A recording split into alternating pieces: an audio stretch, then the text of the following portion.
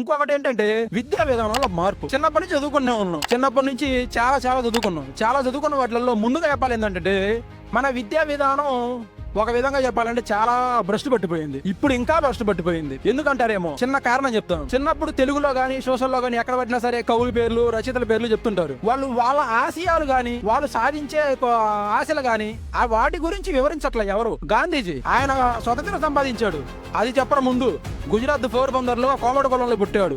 ముందు అది head line. వాడు అడిగే ప్రశ్న అదే, గాంధీజీ గారు ఏ కులంలో పుట్టారు, మనకు అదే హెడ్ లైన్, మనకు అదే బిట్టు, అదే మార్కు.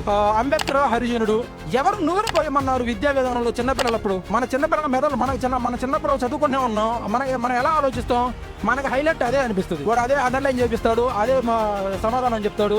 రేపు చదువుకోండి ఇవే వస్తాయి అంటాడు. చిన్న పిల్లలు పక్క సైడ్కి ఎలా వెళ్తారు? ఆ వయసులో ఉన్నప్పుడు స్పందించే గుణమైనా సరే, మనం అర్థం చేసుకునే విధానం అయినా సరే, ఈ రోజు రాజకీయ వ్యవస్థలో ఆ విద్యా విధానం కూడా ఒక మనుపురాయిగా మారిపోయిందంటే ఎవరన్నా నమ్ముతారా? నేను చెప్తుంది అదే. విద్యా విధానంలో ఎప్పటికైనా సరే ఒక మార్పు రావాలి.